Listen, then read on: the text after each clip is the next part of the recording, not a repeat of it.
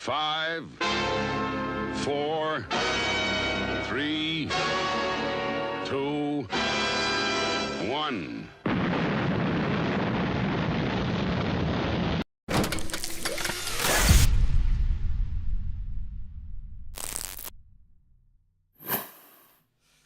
Oh, he was doing a really good impression of a train and he stopped.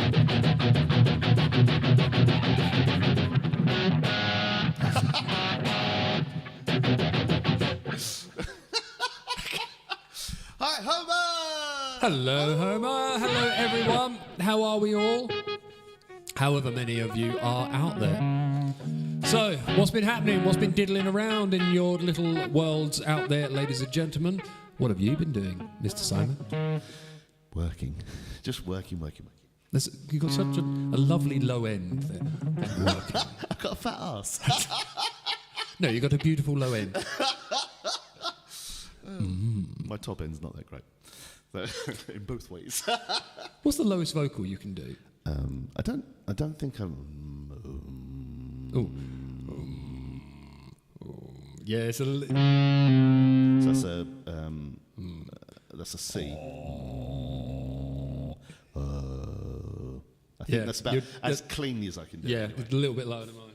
Rachel, Hello, Rachel. How you doing, my darling? Have you Lee, hello. Lee, hello, mate. Looking forward to seeing Trivium. Oh, blight, and Bullet for My Valentine. Bloody hell. Where are you going to go and see that? Trivium. I can't remember. Is it Matt Healy? No, That's it's not it. Matt Healy. They do a signature Les Paul, but it's got a... Hello, TL, you sexy boy. TL, hello, mate. A longer neck than the standard one. And it's a really nice guitar. I've been wanting to get one for a while now. I know someone who had to look after him for various shows on tour and everything, and he is a massive man-child. Oh, really? He was back then. It was kind of one that he'd sit there and he'd get really stroppy if he didn't get all the things he wanted right then. So, and then he'd just be like, go quiet again. Like, oh, really? playing on his phones. I need this, blah, blah, blah, blah, blah. Thank you. It's funny, you know, with people on tour, they're so used to everyone, because wherever you go, you don't have to think for yourself. Everyone's saying, right, you're going to be here at this time, you're going to be there. Everything's done. And people just, literally, it's so like herding cats. Everyone just kind of goes, just, like it's like they switch off their brains. Like you're in a dream. Yeah, it's really weird, really weird. A horrible, worn-out, stinky dream. That's what touring is, from what I've heard. Yeah, man, it is. The first 2 weeks are usually good, and then after that, it's like... Everyone just hates everyone. Yes, because they're not people you would necessarily choose to be with, but you're stuck together, and everyone's living it. And I would absolutely hate it. The first thing is always, it seems like a very glamorous thing, but it's always the first case of like, right, where do I go to have a poo? That's like everyone's first thing. No pooing on the tour bus. Exactly, yeah. That's the golden rule. Rachel, have you done any brassy things recently? I thought you were going to go, Rachel, have you done any poos on tour buses? Have you? Rachel's been having a lot of issues with her hips and everything. She hasn't been able to walk properly for a long time. But from what I remember you said, Rachel, is you've actually finally started, I think she's been referred to Cambridge, so it's all hopefully going in the right direction. I'm so glad. Hooray! Oh, that must be absolute misery. Right. Talking to Mike. Speaking of absolute misery, this is not it. This is Whitesnake. Yeah, we're going to play a Whitesnake tune. This sounded quite good in practice. Let's hope it doesn't fuck up now. Yeah, we're going to need... click on, aren't we? Yes, we are. That's which is there, down here. Here we go. Actually, I think it comes almost straight in. Yeah, so it's going to... I'll give you a little guitar guide just to get it started. Ready?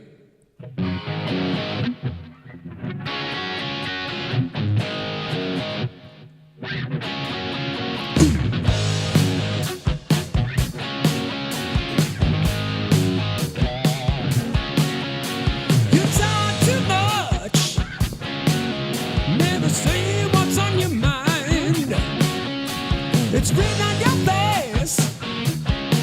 I'll be the one you left behind. I know what you want. I can see what you're looking for. I know what you want from me. 'Cause I'm gonna give you more.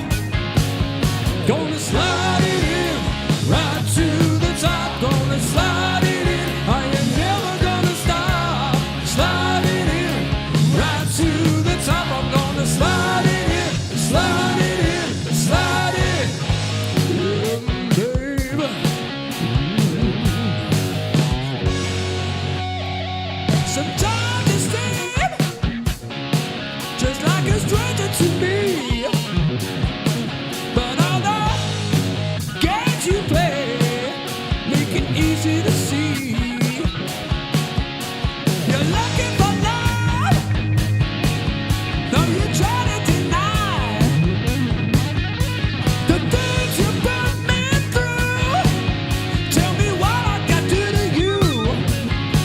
I'm gonna slide it in right to the top. Gonna slide it in. I ain't never gonna stop. Slide it in right to the top. I'm gonna slide it in. Slide it in. Good stop.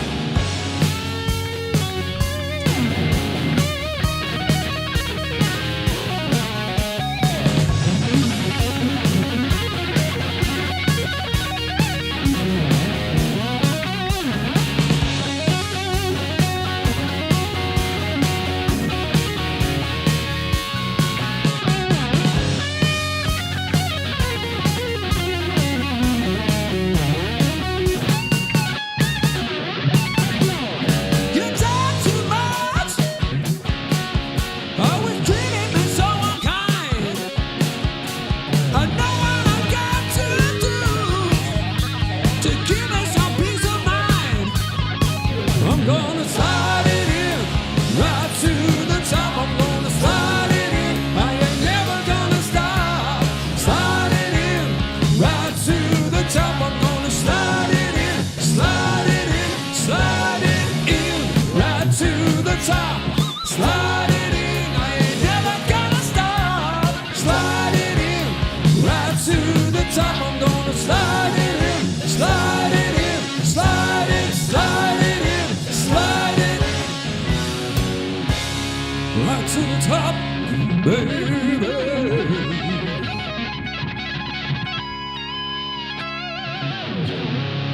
What a tune. It's a great That's track, such a good isn't song. it? You sang that so well, dude. Well done. I loved your work on that. Oh, you're very kind. Really, really good. Oh. Rob. Hello, Rob. Right. Okay, right. Rachel has written stuff. Let us drop out the reverb. Important announcement. Been on crutches since July last year. Got a cancellation at Addenbrooke's Friday morning for orthopaedic assessment. Finally seeing someone who understands hip dysplasia. Hooray! Or hurrah. I'd do a happy dance if I could. Please don't injure yourself while watching the stream, Rachel. As for the band, I'm getting them to play MacArthur Park and the theme from Gladiator. Sweet. MacArthur Park. What's that? I can't think what that is. I don't know, but the theme from Gladiator is good enough for me. MacArthur Park's like a really famous. Yeah. Is it? Did Jimmy Webb write that? Why am I thinking that? Am I thinking of someone else? I don't know. I Okay. just know MacArthur Park, and I don't know why. I know it's one of those famous kind of Right. oh ha ha ha songs. Yeah, it's one of them. Okay. Right. Okay. How was your week, Rob? Everything good with you, man? Yeah, was going down to Robtown.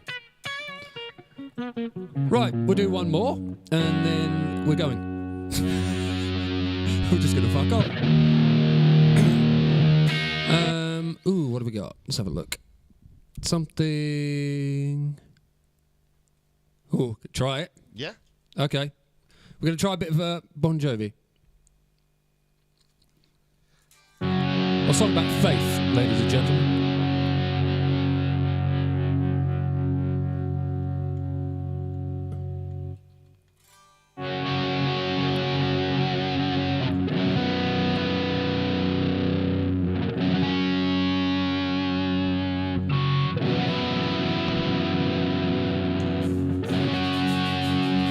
Any Coverdale and Page? Blimey. I don't actually.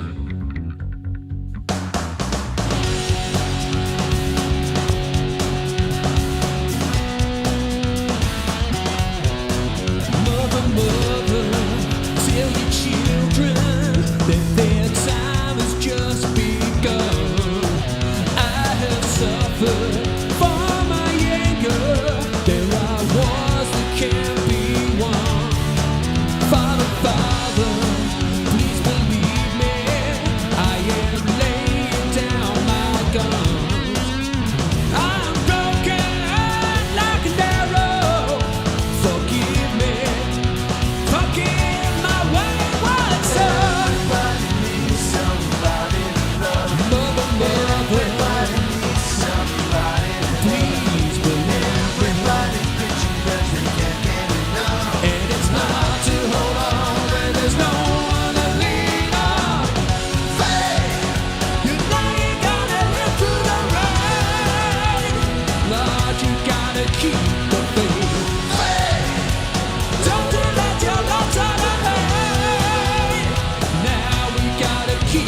faith, keep the faith, keep the faith. Lord, I'm gonna keep the faith.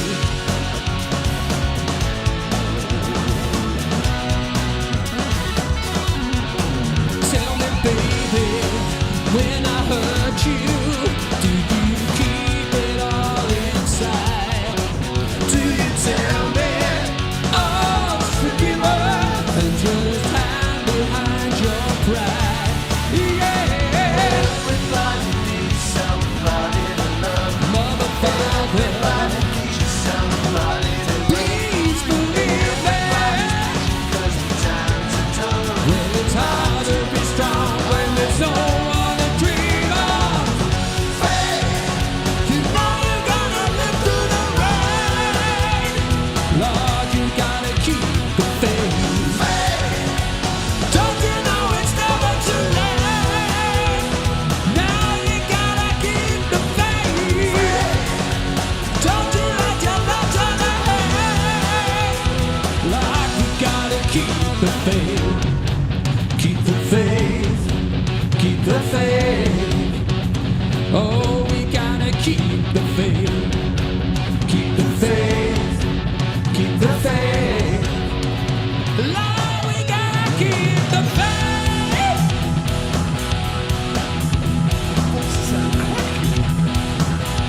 Yeah, yeah, yeah.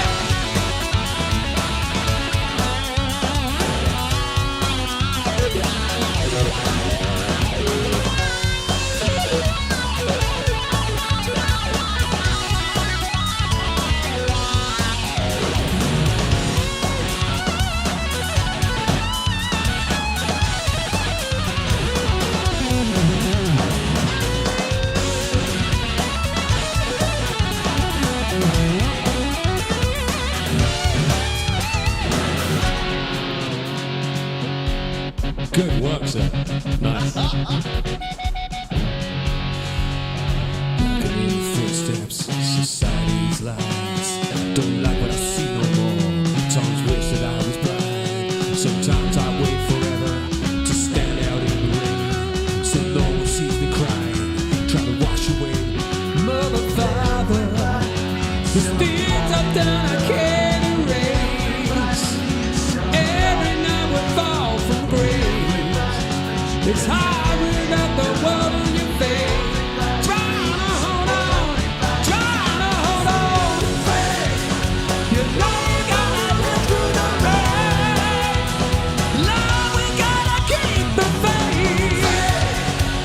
Don't you let your love turn away. Right now we gotta keep the faith. Keep the faith. Keep the faith. Trying to hold on, trying to hold on. Keep the faith. Keep the faith. Everybody keep the faith. Go pick up this shit. Everybody keep the faith. Somebody to love. Everybody needs somebody. Yeah, yeah, yeah.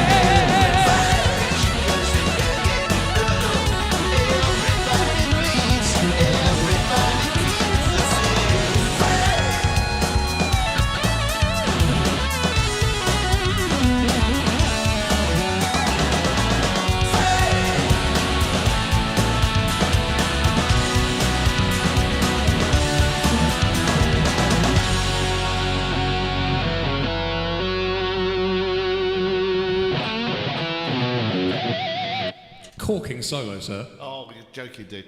But again, your vocals sounded fantastic, man. So there's some really good, interesting stuff that went there. So just got off the screen. Hang on, let's scroll back. Where are we? Sorry, I was just reading Teals. Hang on. Okay, scooting back. Right, so, yep, Jimmy Webb. It's Jimmy Webb. Yay! I know a thing. Knowing that. How did you know that? Jimmy Webb wrote one of my favourite songs of all time. A song called The Highwayman. You ever heard that? I was a highwayman. Oh, no. Along the coach roads I did ride. So there's a poem called The Highwayman. Is it the same thing as that? It's like a kind of Dick Turpin-y kind of character. It talks about different state. It basically talks about someone living their life in different lives. So the first one's a highwayman. The second one's I think you may have told me about this before. I was a sailor. I was born along the sides. I was a dam builder. Yeah, so he basically all these different lives, and then it's talking about how it all comes around. It's like it is my favourite song in the entire world. Yeah. Oh, cool. I'll have to listen to it. I don't know that. But Jimmy, sung by Richard Harris. Is that the actor Richard Harris? Yeah. So, sorry, and then so Homer said, "Isn't MacArthur Park the song about a cake being left out in the rain?" I think the actor Richard Harris covered it, and then Rachel replied. So just go down a bit. Okay. So Rob said, "Good week, thanks. Played Housestead Conservative Club Saturday. Boomy stage. Had to stop for the raffle and played to about 50 Gotta love a people raffle. for most of the night, but still enjoyed it." Oh, that's live music, man. Conservative clubs are like that. Also, January is so hard to get people out. So the only you've got the Kelvedon Labour Club. It's one of the only ones I know that tends to be really rammed out. Yeah, Most all the cons time. clubs are just generally quite quiet and. I don't do too many of them, but the Kelvedon one's really nice. And then Rachel said, replying to Homer, Richard Harris originally sung it, Donna Summer covered it. So I do know about this song, so it's a really odd song about a cake being left out in the rain. I cannot remember exactly how it goes. But apparently... Cake in the rain. He had some producer or something wanted him to do a particular thing, and he had this idea to do this song. And he said that he would only do the film if he could do this song as. And I think he doesn't. I can't remember if he sings it or if he does it as a spoken word thing. I think he sings it. Da da da da, left out in the rain, driving da da. Da, da, da, da, something like That's that. Walk On By, isn't it? Walk on on by. I think it sounds Cake similar. in the rain. I can't remember. Where's my cake? I left it in the rain. It's soggy as fuck. But it's just the most bizarre song. And apparently he did it, and that was the deal he did, that only if they allowed him to do this single. And apparently it got to number one. Really? It got to number one Wow. with it. That's the little bit that I know about that song. And we've skipped something here. Yeah. Glenn Campbell also covered MacArthur Park as well. Her voice is coming back then, Mike. I'm having a good day today. All potentially can go wrong. So I love this. TL said, for sale, cheap Gulf of America, 76,000 square miles of dead zone. How about that? Perfect. Bring gas mask to view. Oh dear. Oh dear. Hey Leanne, how you doing? Leanne, hello. Hello. Homer, the Highwayman. A poem by Alfred Noyes Noyes was the inspiration for Everywhere by Fleetwood. Oh, I love all these facts coming See, through. I Stuart, thought. hello. See, I thought. No, see, I've heard a different story. What's the name of the pianist, keyboardist in Fleetwood Mac? I don't know. Oh, she died. So you've got Stevie Nicks, Mick Fleetwood. What the hell was her name? Christy McVie. Yeah. McVeigh, or whatever. Yeah, because she was married to the bass player as well. Yes. Yeah. But no, she thought apparently she wrote that because she fell in love with the lighting guy. God, that band. Everyone was screwing up everyone. Else. Yeah, exactly. Everyone in the band had to go on Mick Fleetwood. All of them. He's got a lot of love to give. But apparently she, from what I heard, and I could be completely wrong, she wrote that for him because obviously I want to be with you everywhere. You know, how was it? Can hear myself. So yeah, it's all about him apparently. Oh really? So, but I could be completely wrong. Stuart said that song was Highwayman. That is one of I mentioned by Glenn Campbell. Yeah, so many people covered it. You had they did a kind of like an all-star version of it where you had Johnny Cash, I think Glenn Campbell. They called them like the Highwaymen, and they all did this sort of version of it. Homer says, someone left the cake out in the rain. I don't think that I can take it because it took so long to bake. Oh, that's it! It took so long to bake it, and I'll never have that recipe again. What a tune. Oh, God. It's the weirdest, shitty song I've ever heard, and it got to number one. It got to number one. I think it was kind of mid to late 70s, I have a feeling. I just remember reading up about it, and it's just the most bizarre thing. Leanne says, I have a claim to fame. When I looked at that, I thought it said, I have a claim to famil. I used to be... I got a claim to famil. I used to be babysit by one of the drummers of T-Rex, Bill Legend. Oh, really? Or are you saying Bill? Legend. Legend. By the way, we had a couple of likes from Lee. Thank you, Lee. And, cheers, Lee. Sahil Ahmed. Sahil Ahmed. Thank you, Sahil. Very pleasant to have you with us. Okay, right, we'll do one more. The cake out in the rain. I don't think that I could take it because it took so long to bake it, and I've never had that recipe again. Oh, life is so cruel. Oh God, where did they come up? Rob says, you're correct, Mike. They explained it in the Rumours document. It was the lighting engineer from the tour. That's right. That's what I remember anyway. Okay, all right then. Simon's choice, everyone. Wait a minute, I've got to see what's... I think this is in E. That sounds about right.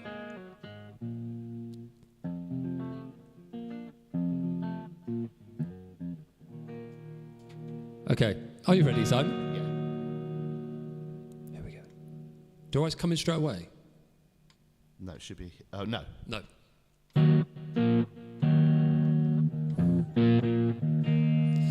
To Bombay, a travelling circus came. They brought an intelligent elephant, and Nellie was her name. One dark night, she slipped her iron chain, and off she ran to Hindustan, was never seen again.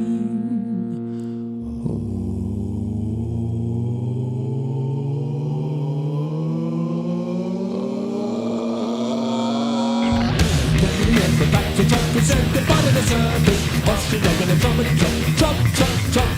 Nellie the elephant back to trump, the trump, the lot of the jungle.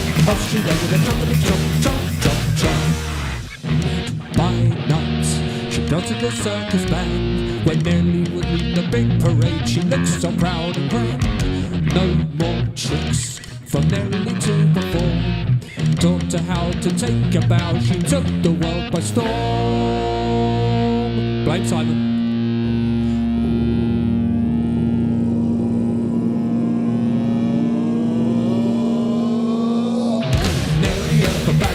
Said goodbye to the circus. Off she went with a trumpet and trump, trump, trump. But Nellie the elephant back to trump, the rest of the jungle. Off she went with a trumpet and trump, trump, trump. Nellie the elephant said goodbye. Off she went with a trumpet and trump, trump. Nellie the elephant back to trump, the rest of the jungle. Off she went with a trumpet and trump, coming from far, far away. The name one man the silver line on the road to Mandalay Bay.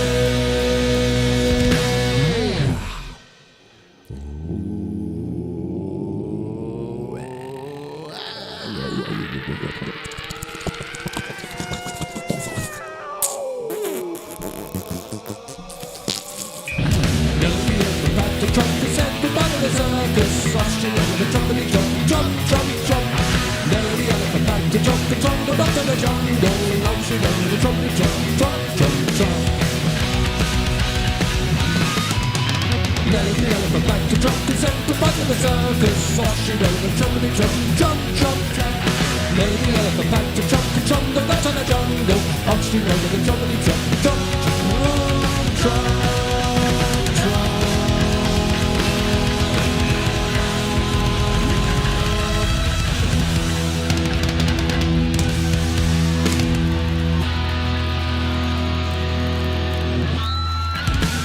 There it was. That's for TL. That is for TL. All right. Chatty time, ladies and gents. So let us. Where is the chat thing? Where is it? Where's it gone? Chat. Chat. Chat time.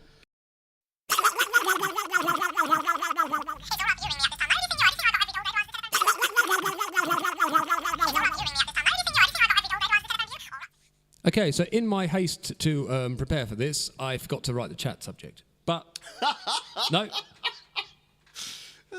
So, the chat subject for tonight, ladies and gentlemen. Hello, Nicholas. Lord Nick, hello. Hello, my darling boy. Hello, darling. 1980s David Bowie. Oh, hello there, darling. I did all this for you. Okay, kind of a serious topic, but one definitely worth talking about, especially of light of the recent events everywhere and what's been going on for all sorts of people. So, kind of more of an informative chat on this one. If I just find all my bits and bobs, there we go, that's what I need. So, tonight's topic is mental health. Go on then. Yep, so, first thing, we've got some things that we're going to bring up that are very, very interesting, but also some kind of things I didn't realise and that you don't think about when they talk about mental health stuff. So, mental health. People know it's, all psychologists and people know it's a real thing. There are lots of people out there who completely dismiss it and think, just pull your bootstraps, pull yourself up by your bootstraps. Yeah, but that's very much... are we going to have a time or just straight through? We'll just straight through it. Okay. That's very much kind of set in history, though, the idea of kind of be strong, be... show no weakness. Yeah, but again, we've evolved from people having to survive against the elements, against being hunted, against all kinds of things. We're very much cosseted now. And there's good evidence to show that before, because the more busy people's minds are and the more... so there was a study done, and they took white males who were affluent, well-off, well-educated, and socially, economically very well-off. And they compared it to a study of teenagers to young adults, a similar age group, in, I think at the time it was Beirut, and then they also did Sierra Leone, I think, and I have a feeling also Syria, but I'm not sure about that. And they found that the people in the war zones considered themselves more content than the people that had pretty much everything. That's interesting, because the information I've got here may go against that. So let's have a little look, shall we? So, boing, there we go. So this is, for an example, depression rates by country. These are the top 10 with the highest rates of depression. So Ukraine. Yeah, but you've got to remember, Ukraine, so they're going through a war at the moment. Yeah. But they were quite a Western civilized country. So, wait a minute, what have you got there? So you've got Ukraine, Australia... United States. Is that Australia or Austria? Yeah, it's Australia. That is Australia. Brazil, Portugal, Lithuania, Finland. So Finland... Oh, no, it's Norway. Norway's supposed to be the happiest country in the world. Because I know Finland has a high rate of... suicides. Yeah. And one of the big reasons for that is the lack of light. They say because all the Nordic countries where they have, was it how many days of night they call it? I can't remember. But they literally have all day night, but then they also have all day sun as well. Yeah, so it's either one or the other. But again, Norway's in that same block, and they are one of the they show great figures for always being the happiest country in the world. And it's bizarre, isn't it? Because it's the same hemisphere. But you'll find, so again, if you, so I was looking at some studies, this is some time ago, for suicide rates, and the highest suicide rates are in white affluent males.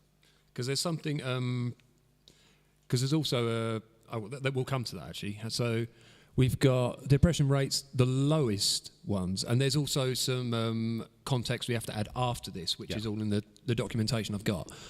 So, top 10 countries with the lowest rates of depression. So, you've got...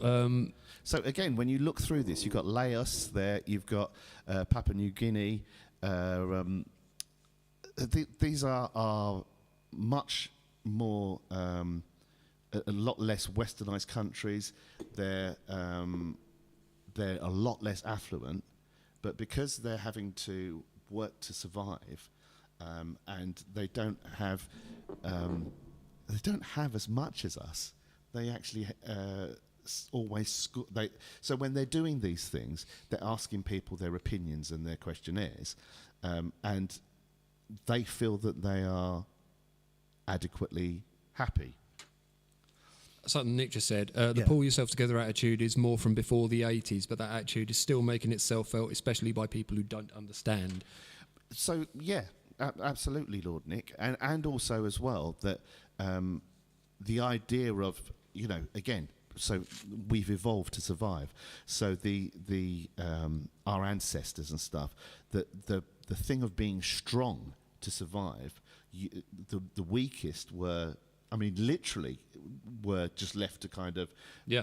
They were seen as... You're basically holding everyone back, aren't you? Mentally feeble. Yeah. You were a weakness to the tribe, because if you took more resources and time and stuff, that cost the rest of the tribe a lot more when there's only a sufficient amount to go around. Go on. So see what you make of... So this information, I'd be interested to see how it... Because some of it might counter possibly what you're saying. Yeah. I'd be quite interested to see what you're saying.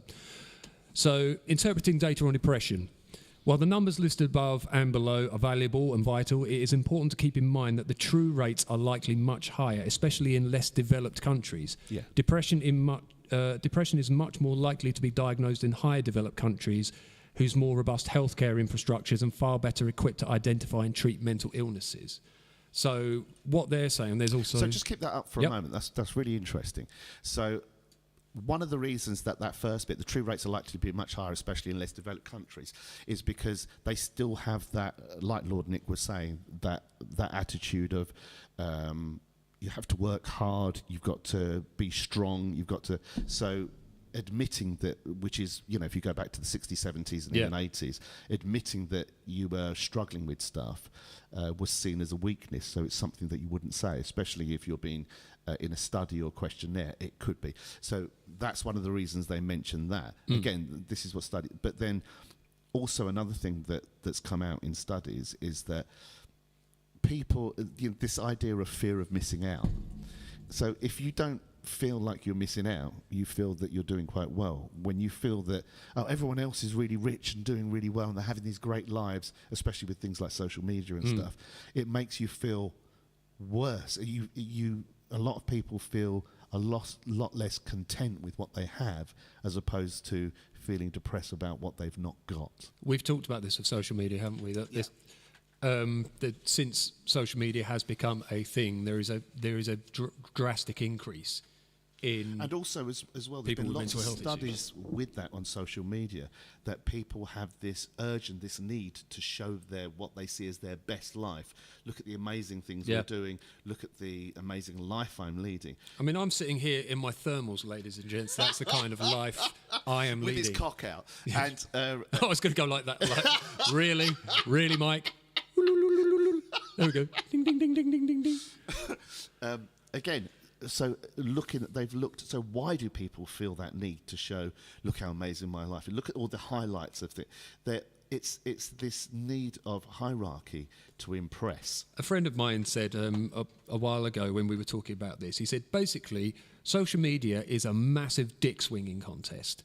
It's people trying to like we've talked about this, people trying to compete on a global scale, because generally, from my understanding, in our past and our ancestors, the competition for a mate, same as you see in the chimpanzees. Chimpanzees, usually the strongest, the most mischievous, the one who's basically got the I'll take you fucking all on attitude, is the one. But don't just look at chimps. If you look at any kind of animals, especially with animals, the males tend to be more highly coloured. The males tend to do all the fancy dances and rituals and stuff like that to find. I can bust out some fat chops on the dance floor. I bet you can. The day you have a fat chop. Again, it's that competing. There's with life. You look at amoeba, bacteria, look at plant life, you look at animal life. There's I often, when I'm working in the morning, so I go and put the bird food out about 8:30 or 9 o'clock. And while I'm working, I watch the birds fighting over the bird food. Have you got pigeons? No, so I get a load of pheasants. So at the moment... Hi, Sonia. How you doing? Oh, hello, Sonia. Nice to... how is... I was going to call him Sandwich. He's not Sandwich. I can't remember the name of your little dog. Very cute. I wish it was called Sandwich. No, there was a chef, and he had a very similar dog to Sonia's. Oh, okay. And his dog was called Sandwich. It's I can't remember what it is. Yeah, so... Fighting for food out by the bird table. Yeah. So... So we get pheasants, but the crows come in, and because so a murder of crows, there's so many crows, they scare off a lot of the other birds, and the little birds try and get in where they can. The pigeons will take a back seat. The Archie, bless his heart, he's such a cutie. The magpies are so mischievous. They'll go behind all the other birds, pull their rear tails, and as they turn around, they'll come in and take the food. So there's this competitiveness for resources, for food, for mates, for doing better.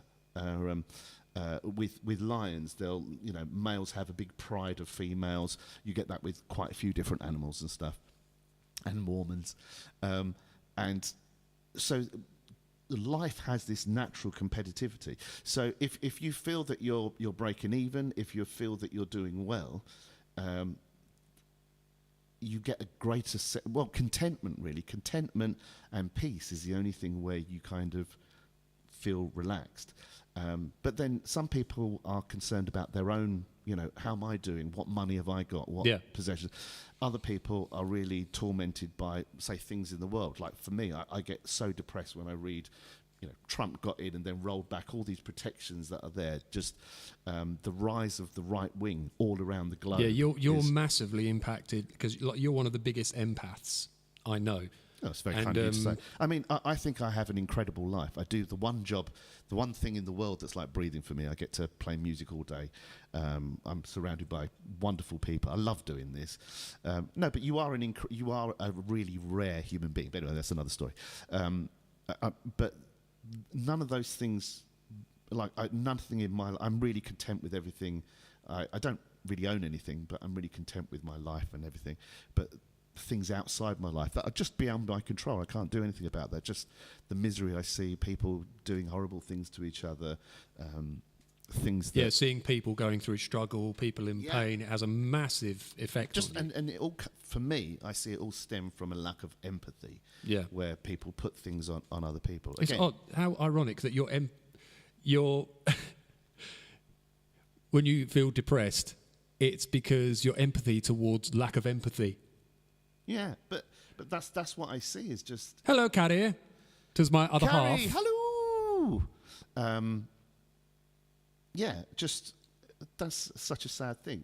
But then everyone's different. Everyone's evolved slightly differently, So do you think with how much of what we see out there in the world is... So the whole nature-nurture thing.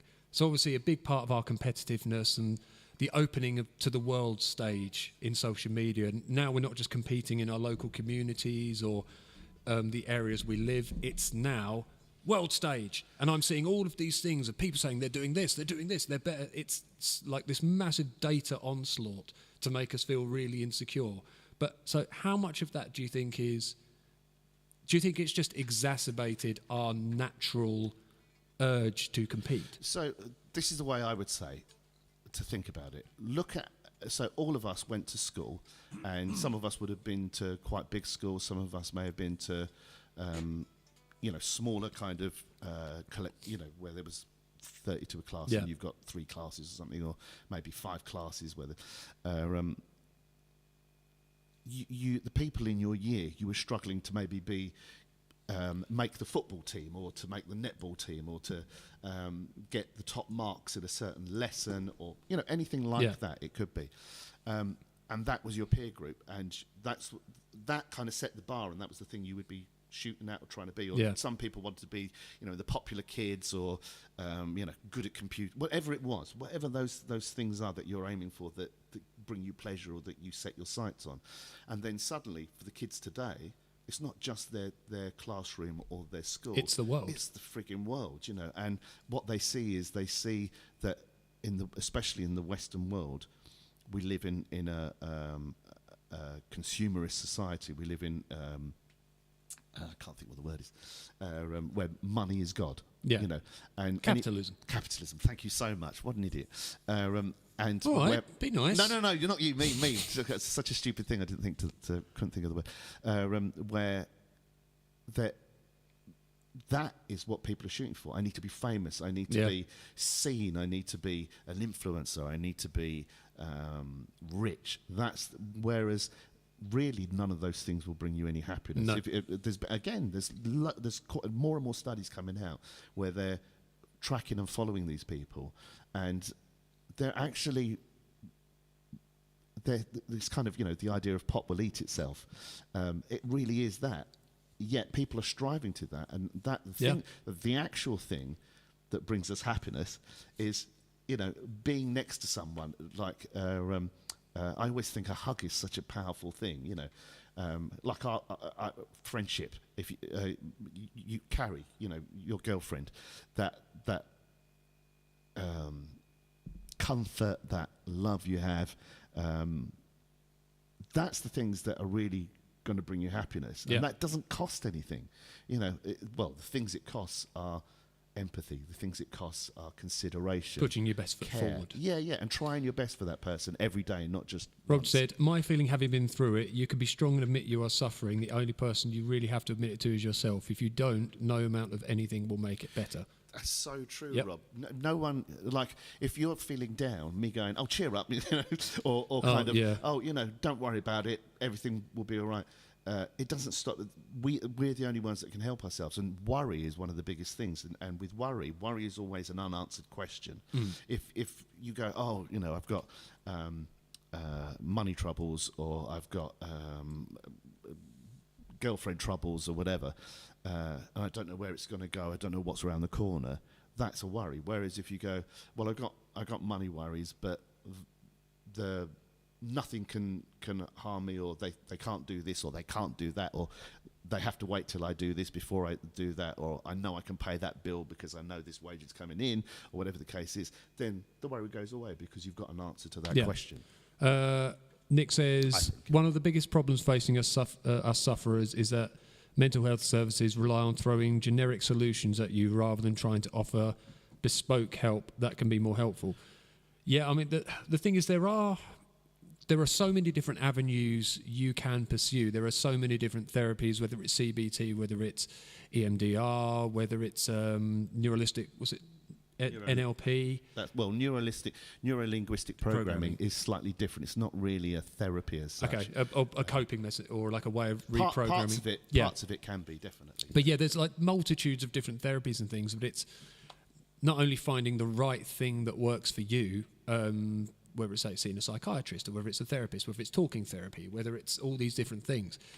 It's being able to access those things and being also put in the right direction. But also a very important point that Nick's brought up here is that, so in this country we're lucky enough to have the NHS, but it is so massively underfunded since Brexit that the numbers have been something like 30% of the NHS workforce have left since Brexit. So it's massively underfunded. Their intake has gone up by something like 10 to 15% now, and the funding is just is not enough for what it requires.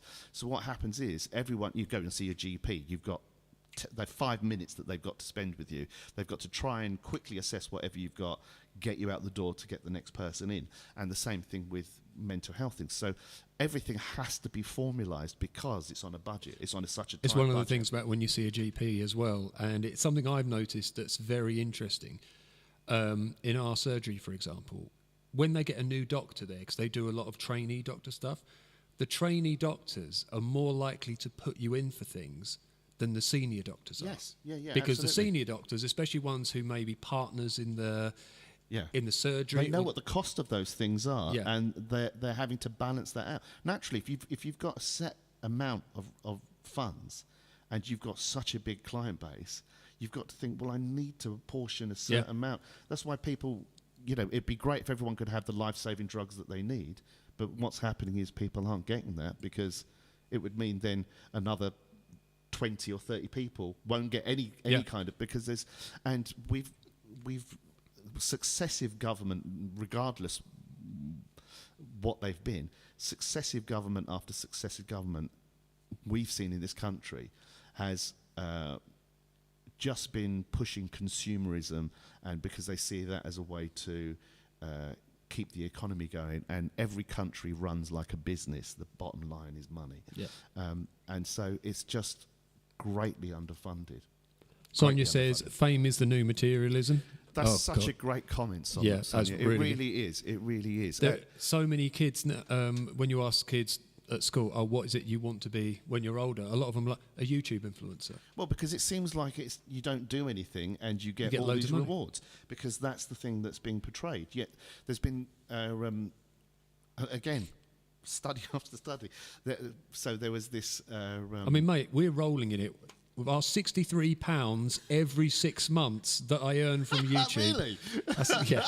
So we're going places, me and you. So there was a lady that she was showing off this. She was a Japanese lady. She was showing off this great lifestyle of yachts and private planes and this, that, and the other. And it was all just fake. Yeah. And it was all just lies. And she was outed. And especially in the Japanese culture, it was such a great source of shame. I think she came to a terrible end, actually, but that's another story. So, yeah. Nick said, I worked at Claybury Hospital in the 1980s and 90s. Claybury, for those that don't know, was an asylum. They created the therapeutic community to help deal with mental health problems. God, I can't imagine working in an asylum. That's a whole different world, isn't it? There was a drummer that we used to have in Saviours, and he worked in an asylum because he thought it would be really great money, and it absolutely screwed him up. Is that who I think? Yeah. Rob said, "Oh, cheer up, mate. It could be worse. Is the worst thing you could have said to me." And some people did, because it literally couldn't have been worse in my head. But with that, Rob, I'd say the caveat to note is that when people say that, it comes from a point of ignorance.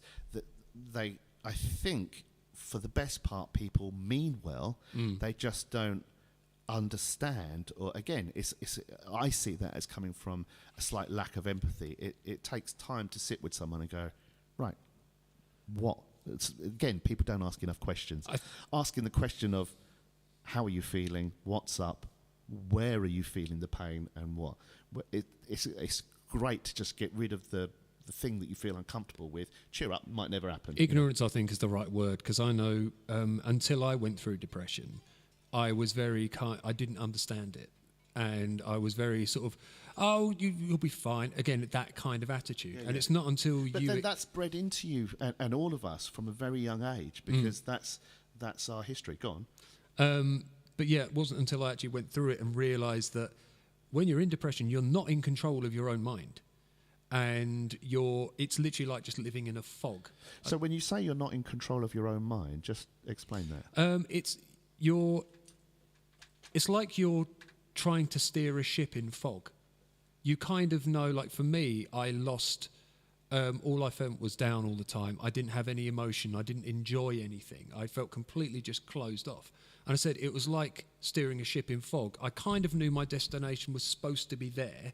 Like, no, I have got friends, and I've got people I love, and I've got people I care about. Struggle to see that in a positive way. I just couldn't feel anything.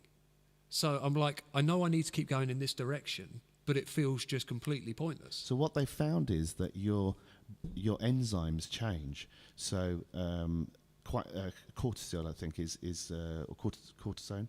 No, cortisol. Can't remember which one it is now. Is like a mood stabilizer thing, and sometimes if your brain doesn't get enough of that, or it gets too much, so you stop producing things like dopamine and oxytocin, which give you elation and stuff like that. You stop producing endorphins, so that means that your actual body chemistry and your brain functionality changes. Yeah. And you start to access the more kind of moody parts of your thought processes. There's a really interesting thing that TL said here. If AI is self-learning, will it get depressed, or perhaps it will develop better solutions? There was an AI recently. I have a feeling it was... I can't remember which one it was. I don't think it was the Apple one. Anyway, there was this AI, and they had it doing a service, and apparently it did get depressed, and it was saying to people, well, nothing matters really, I don't know, and it was actually answering in like kind of like nothing's worth it, it's all just rubbish, and they had to reset it because it actually started to Maybe go that's down. what we all need. We just need a reset. Well, it would be nice, but the thing is that I think what things make, like, you need misery to be able to realize happiness. Yes, you've got if to you were have... happy all the time, then you would just be a plateau and you would never actually be happy. So you need to be kicked in the balls before you can feel, I don't know, a tickle on the tits or whatever, you know, to feel something happy. So that's a fact of life. It's, with a lot of things, we are bombarded. So women are bombarded with so much about they have to look a certain way, they've got to be a certain weight, they have to be sexy, they've got to be this, they've got to be that. As men, we have just so much less than any of that.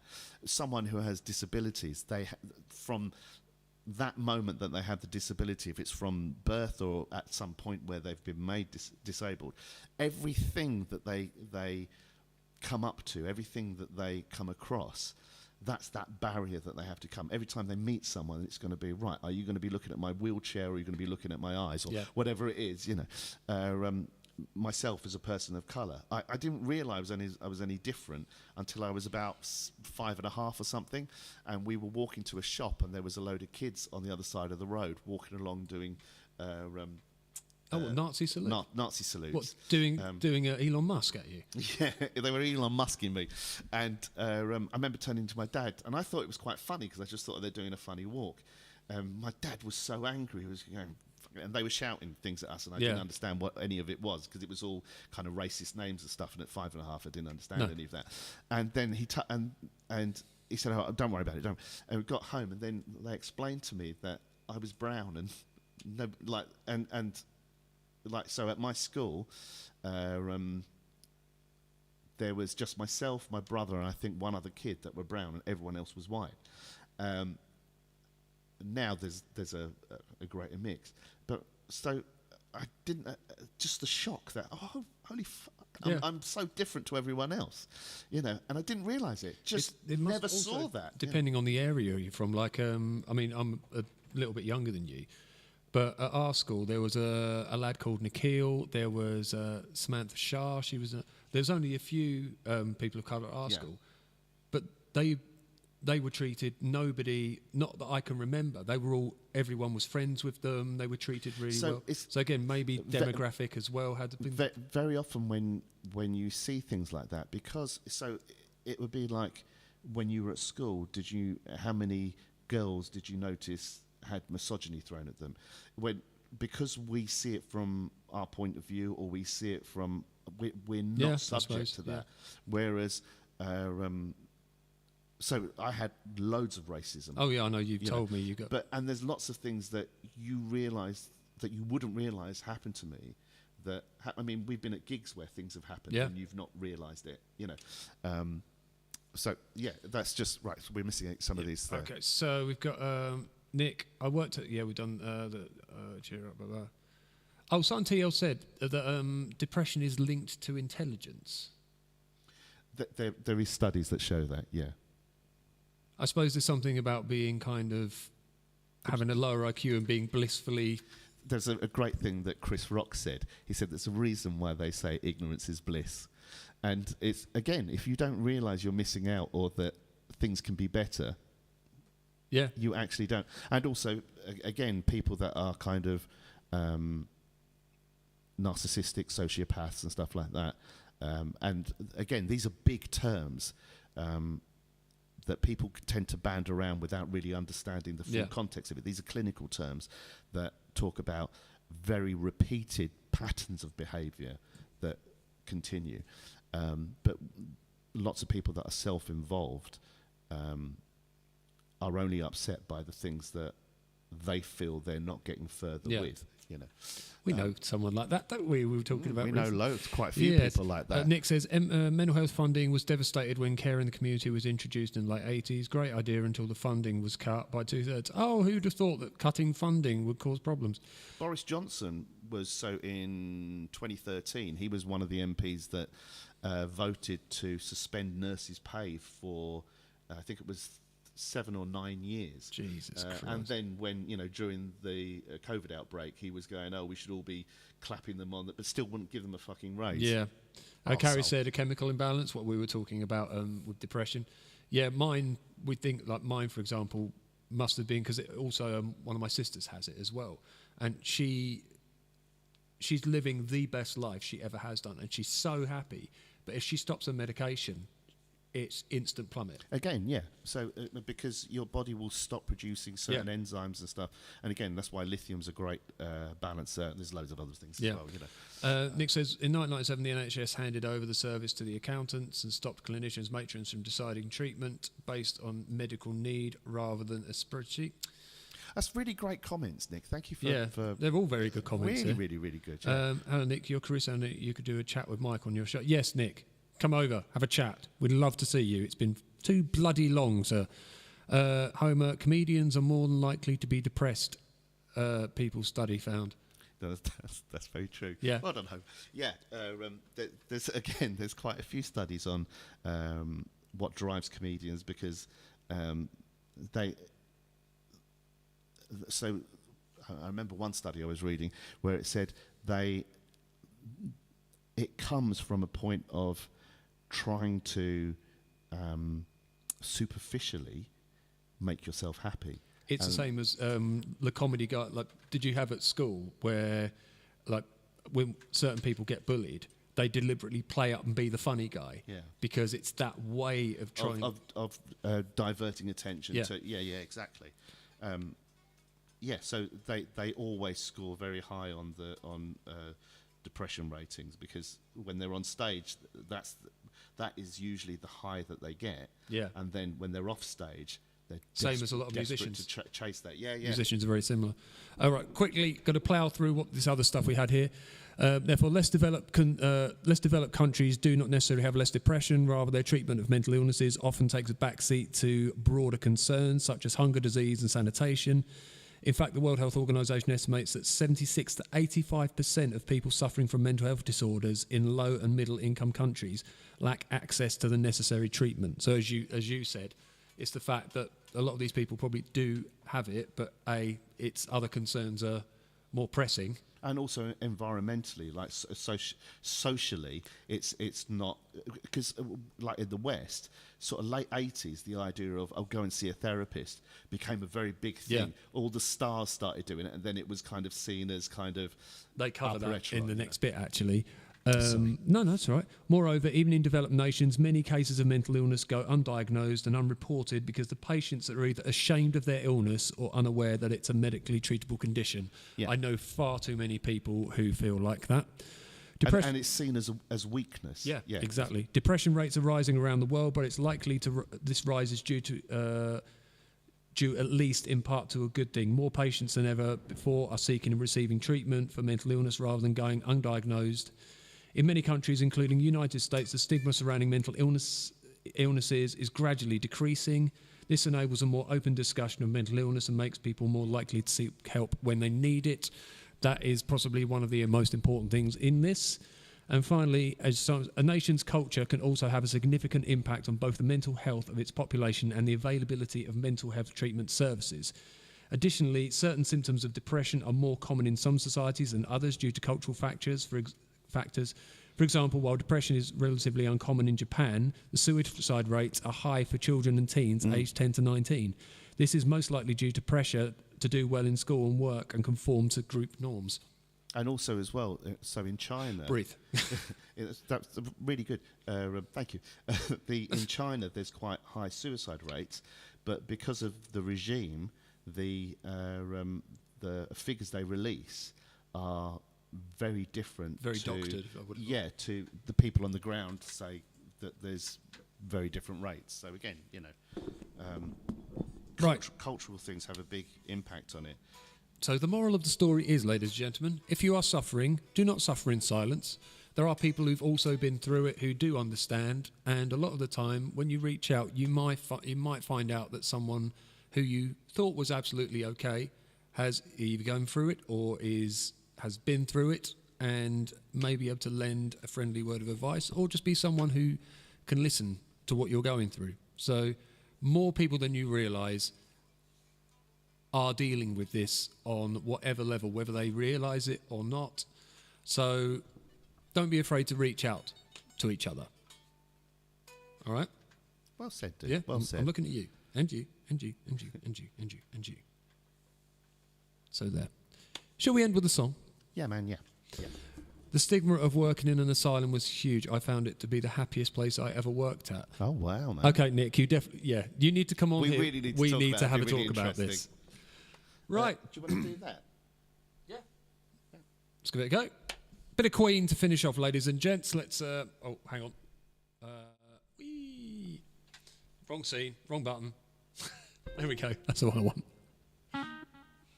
Okay. I disagree that people are more open to discuss their mental illness here. I disagree that people are more open to discuss their mental illness here. Sorry, TL, you've lost us. Not quite sure. What do you mean there, dude? Yeah, people are more like... That's not on here. Well, maybe a little, but not significantly. No, there is a massive uptake in people... It used to be a complete taboo to talk about your mental health. And I know so many people now, especially men as well, who are starting to talk about things where a generation ago, you just did not talk about it. Yeah. So in my limited experience, in my community of friends and everything, I know a lot more people who do talk about it than what it used to be like. Also, as well, there is a greater awareness of the idea of mental health as opposed to mental illness, mental problems, and I think it's something innate in us that we naturally have ups and downs. We have moods, we have happiness, we have upsets, and we look at it differently now than our history would say. Sheds are breaking down the barriers. You have to explain that one. But it's something I said to. I was chatting to a lady about this, and she was. It's still taboo, except among close friends. I personally, from my experience, don't agree. But your experience may be completely different to mine. A woman I was chatting to in the pub, who I'm sort of friends with her daughter, and she was saying kind of, "Oh no, I'm fine," and we were talking about it, and she sort of started talking about the troubles she has and the issues, and I said, "Look, if you've got physical ailments or a physical health problem, you will go and see a doctor." I said, "If your brain is suffering or you have an ailment with your brain, go and see a head doctor." Basically, it's your mental health is like your physical health. It goes through troubles. It goes through things sometimes that it itself cannot cure or heal. So therefore, you need to sometimes go and get help for your head, the same as you would go and get help for your body. So, but that's kind of, I would say, a little bit of what TL's saying there. The fact that she was going, "Oh well, I'm struggling with things in my head, but I wouldn't go for help with that." So you could say, in the way that TL's saying, that it's still taboo, except among close friends. So I see. Kind of I see what Carrie's saying. Right, Carrie said... no, so Carrie's saying about the shed thing. Yeah, men's sheds are breaking down the barriers. So, yeah, I think what Carrie's saying is it's a mental health thing where they help men build various things. So they help men focus, probably, and give them... A lot of men seek purpose, and they need to feel that they're doing something and they're achieving something, or that they have a project or something to focus on. Right. So I presume that is what Google it, Mike, easier than getting this old kid to type a book. So I presume what Carrie is saying is related to what you're saying. Yeah. So, right. Okay, let's do a tune. Queen to finish. Sorry that was a bit long-winded, folks, but it's something that's been doing the rounds of late, and we wanted to address it.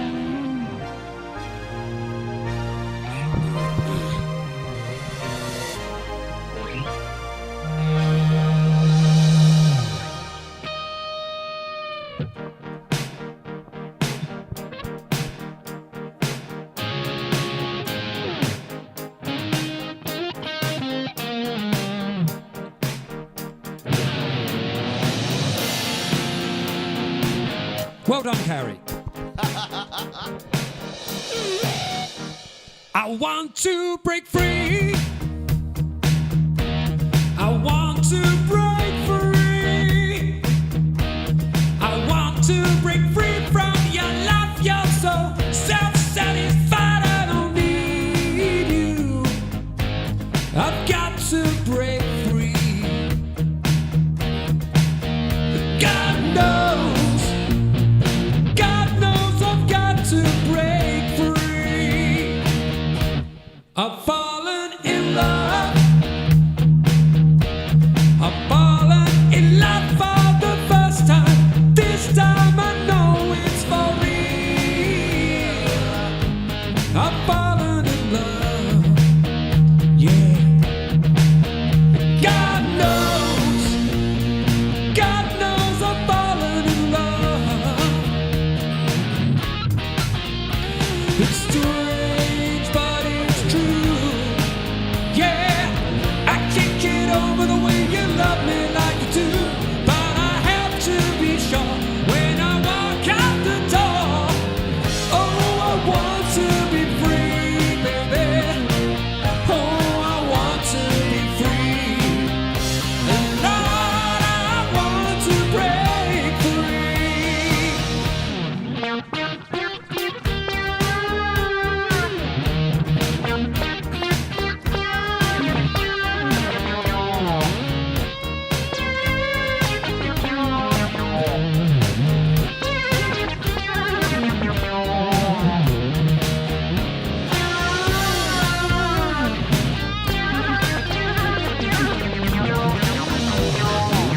There's a gap for a solo here. That's how we play it live.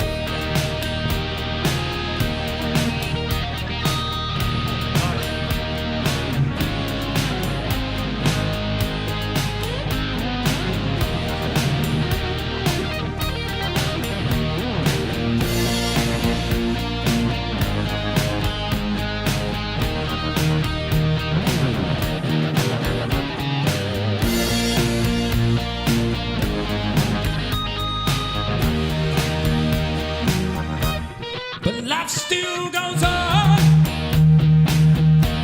I can't get used to living without you by my side.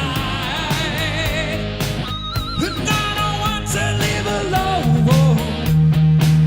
Yeah, God knows.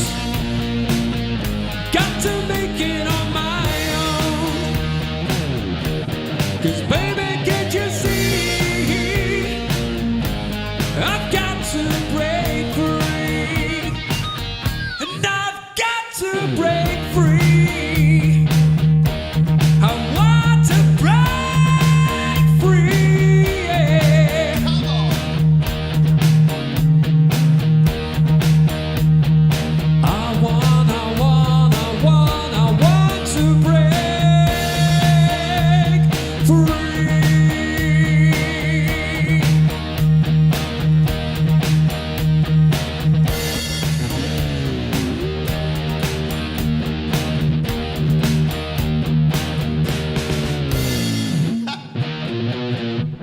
What a weird ending.